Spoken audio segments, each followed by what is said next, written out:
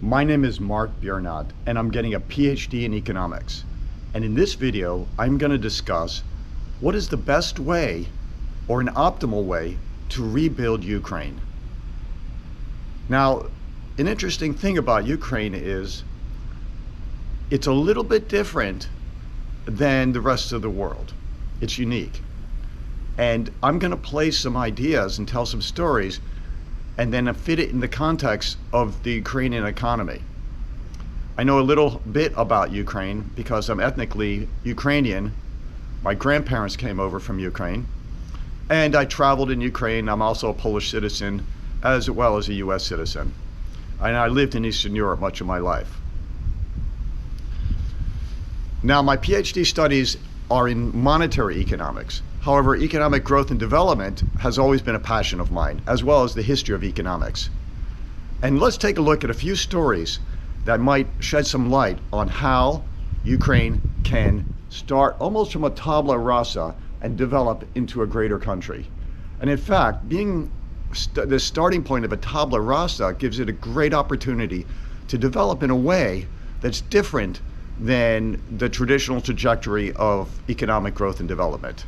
Let's begin. Let's take a look. First of all, I'm going to go over here to my garage, and I want to show you. This is plumbing. I did this myself, 100%. And let me tell you a story.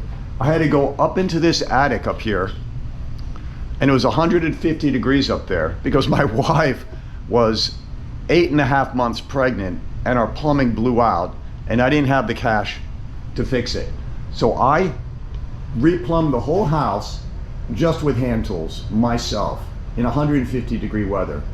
And I did a pro job.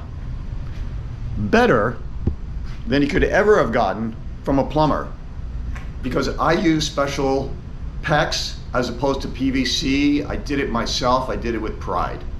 And I only used hand tools. Here's another example. I probably shouldn't show you this.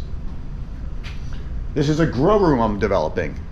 Yeah, the long-haired guy with a grow room in his garage who never really goes to work. My neighbors are thinking something, but actually I just grow tomato plants there. So these are two examples of things I did myself just with hand tools. Let's take a look and walk around the house. Let's take a look what else we have.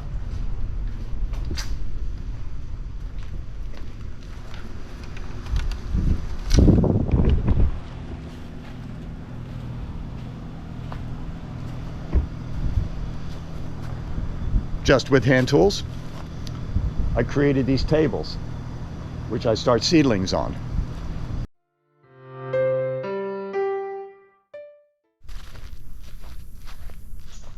Let's take a look back here. Just with hand tools, I created my chicken coop. Works great. Just with hand tools, I re-dug my entire septic field myself with a shovel. Just with hand tools, I fixed my roof. Just with hand tools, this field here, that used to be a swamp, or pretty much a swamp and a jungle. With a machete and a shovel, I filled it in, cleared it, and I'm turning it into garden boxes and have great production from it. I even added some seedling area. Again, just with little money and hand tools. I redid the whole inside of my house. Oh, there's a lot of work to do. Just with hand tools. So what is the idea?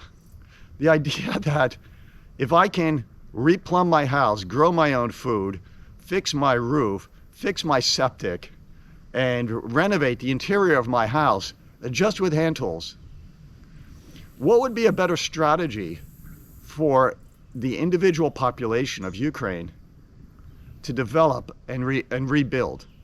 Would it be a top-down, multinational, heavy bureaucratic money flowing in from above, shaking hands with government entities, and who knows where this money will go? Or is it better to have something like based on small is beautiful and small is possible by Schumacher, in this economist in the 1960s and 70s, it could even be the 50s, who said small is beautiful.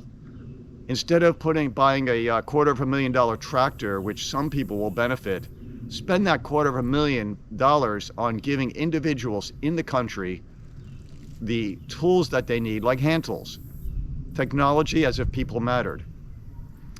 And, you know, when I went to the countryside in Ukraine and Poland, people were sitting out, you know, with their cell phones on their front steps. They were just sitting there. Their houses kind of looked in disrepair. And then I saw other houses where people were on the roof and, you know, digging holes and wells, and their houses looked spectacular. Better than a lot of the homes in the United States of America and Europe. Maybe better than most of the homes. They were actually creating bricks and building houses, taking stones and using pulleys and creating beautiful stone houses. Ancient Rome, built on hand tools. The cathedrals of Europe, built on hand tools. Newport, Rhode Island, you'll never see craftsmanship and workmanship like that. Have you ever been there? Built on hand tools. So the most efficient application of money, in my opinion, instead of building massive ships and trains and, you know, whatever, technology centers and steel mills, yeah, do that anyway. But empower the people to fix their cars, fix their roofs, fix their septic, grow their own food, because Ukraine is a sea of villages. It sounds backwards, but remember, I'm getting a PhD in economics. I worked in the investment field. Wall Street, New York City, okay? I know how the world is. I know how money moves around and enters the hands of some people and not others.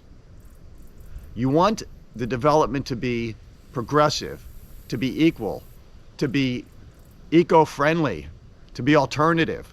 You just do not want the development of Ukraine in a postmodern world to be top-down bureaucratic entities with multinational companies dominating. Is that the world you want to create? And again, this is no idealism. I've done these things myself. I built a $1 greenhouse. I harvested bamboo out of the forest and built it strictly out of bamboo. These are things you can do yourself, and I live a very high quality of life. I'm not, you know, despite my long hair, I'm not off the grid hippie. My home is approaching $500,000 in value, largely to the proximity of it, but it's just a beautiful home inside. And if I were to some way do a drone video, you'd see I'm creating beauty and happiness in my house, and you know, I have happiness doing the work myself, as opposed to money just dropping in from, you know, a helicopter somewhere, and maybe I hope that I get a job at some corporation where I'll have enough money to pay some mortgage. No. Grow your own food, fix your own house, replumb everything. You can do everything yourself, and this is the way things are done in Eastern Europe. If you've ever lived in a village in Eastern Europe, you know that everybody is, you know, everybody has, you know, Jadek and Babsha, everybody has, like, you know, grandma and grandpa or some uncle. Everybody has a village connection. Even if you live in the big cities like Kiev, you have a village connection where you can always go home to, and those are the happiest moments of your life. When you're running through the fields, going to the beach, going to the streams, and picking fruits and mushrooms in the forest. And again, I'm getting a PhD. I'm an ex-investment banker. I am not talking some idealistic, you know, flower tie-dye solution. I'm talking a very real concrete solution. And if you doubt me, think of Newport, Rhode Island, if you've ever been there. The mansions there can never be built again because they were done with hand tools. Or the cathedrals of Europe. Think about how long the Colosseums or the pyramids were built and how long they lasted, compared to the cardboard paper mache houses going up all over the place in HOA's communities. Everybody wants to have these escapes and romantic fantasies of a European stone house with a solid roof and a beautiful field. Isn't that a better life? Then once you have that life and you've rebuilt that idealism, if you really want to, You can drive, you know, an hour and 20 minutes to the city and sit in a cubicle all day and be a corporate person, if that's what you really want to do, and you know, play that, be a Western, you know, developed country, if that's what you really want to do. Isn't it better to pursue intellectual pursuits, do things yourself, and the money used would be much, much more efficient if it's done by giving people money on a small scale, not a large scale, where they can buy or get credit for tools, such just at lumber, just at the local hardware store. Then you're going to see a transformation, and a positive transformation. And again, the multinationals will come anyway. They'll be there. But this is, in my opinion, in fact, I thought of starting a charity called Hand Tools for Ukraine. Thank you very much. Have a great day.